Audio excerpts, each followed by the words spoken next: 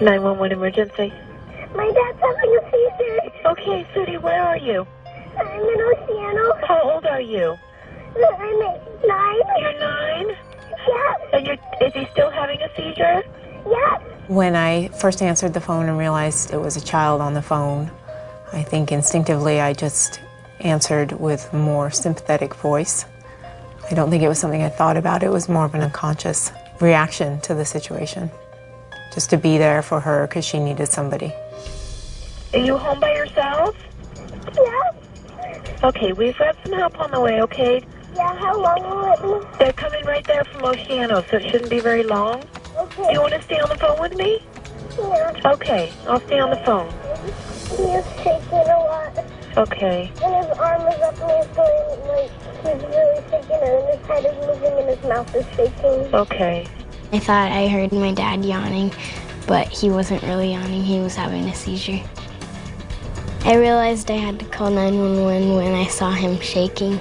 Is he still having a seizure? Yeah. He still is? Yeah, he's shaking and stuff is coming out of his mouth. Okay. Can I hang up and call my mom? I'm going to stay on the phone with you because we're going to send a deputy there and he'll be there real quick and he'll help you call your mom, okay? Okay. Where's your mom? He's at work. Okay, does he have these often? No, he just had one last February. He had one in February? Yeah. Okay.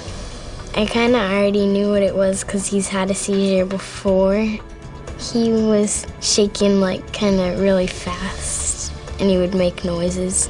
Compared to some of the other children we've had call, Lily was very aware of where she was. She was very aware of what was going on in the house, and she knew her father's history enough to tell us exactly what his medical history was, the medications that he took. She knew her address, she knew the apartment number, and she knew her phone number, which we don't always get from a child caller. Field Unit 23 out of 61 responding from Station 23. Subject having a seizure, 9-year-old RP. 10-4 deputies responding for the 9-year-old female juvenile RP. It comes down to whoever's closest to get help to her. When the call came in, I knew it was in Oceano. We have deputies right there in Oceano in the station. Our ambulance comes from Arroyo Grande to that area, so they're a little delayed. Because of the circumstances, we sent the Sheriff's Department as well. Okay, we have some deputies on the way. They're going to help you. I'm going to stay on the phone until they get there, okay? Okay. We heard a call come out over the radio for a 9-year-old girl that was in her house with her father who was experiencing symptoms consistent with having a seizure. That was the best estimation she gave us as to what was wrong with them. First thought that went through my mind was the fear that a 9-year-old must be experiencing and basically just trying to get there as quickly as possible for not only the welfare of the parent who's suffering the medical issue, but to make sure that the child's okay. Can you hear the sirens? Yeah. Okay, what's your dad doing right now? Is he still twitching, having a seizure?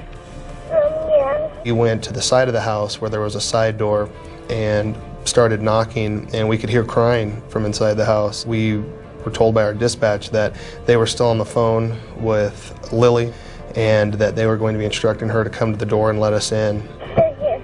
They're here? Are you out with a police officer? Yeah. Okay, I'm going to hang up with you, okay? He's going to help you out. Once she was able to see that we were indeed law enforcement, she allowed us into the house. She immediately took us to where her father was in the living room. We attempted to render first aid to her father and waited for the arrival of paramedics and fire personnel. Once they got there, they began rendering first aid as we continued with the collection of the medicines. We also were able to, with Lily's assistance, contact her mother, who lives in a different part of the county, who gave us some more comprehensive medical history regarding her father's condition. We're able to pass that information on to paramedics and then help place him on the gurney for transportation to the hospital. When the ambulance got there, I felt a little bit better because I thought that they could help my dad.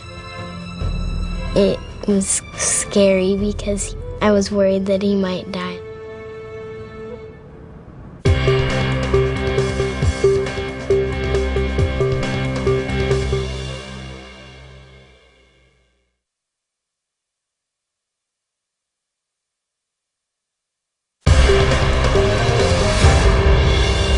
Once her father had departed for the hospital with the paramedics and the ambulance, we stood by with Lily and the neighbor until her mother and grandmother arrived to take custody of her. And to her credit, she had moved everything within arm's reach of him prior to our arrival, removed anything sharp or anything breakable away from him. She moved things, such as a little coffee table, but still it was big for a 9-year-old girl. She had moved that as far as she could, just kind of drug it away from her father. And I truly think that by doing so, she saved him from a lot of harm. The reason that I've had these recurring seizures is from a traumatic brain injury accident that I had on a motorcycle in December of '99. The last thing I remember before the seizure was watching television, and then everything just went black. The next thing I remember was waking up in the hospital. Utter confusion is what I felt mostly.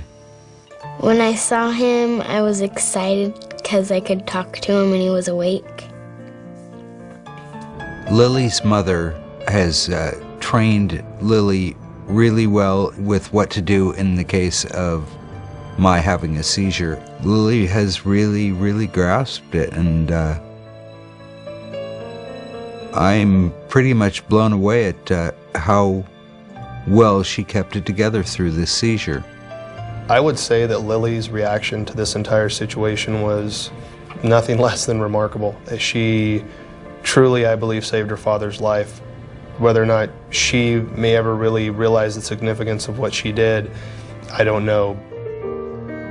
911 played a huge role on that day. If she had not called for help, her father would have not had an ambulance until somebody had been there to check on Lily. My little safety net girl. She's a good safety net, aren't you? He could have been unconscious. He could have gone into a coma. If she hadn't known how to use 911 properly, I don't know what would have happened. I was told that she saved my life while I was still in the hospital.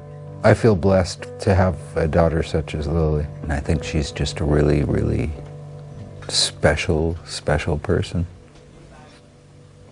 Saved my life.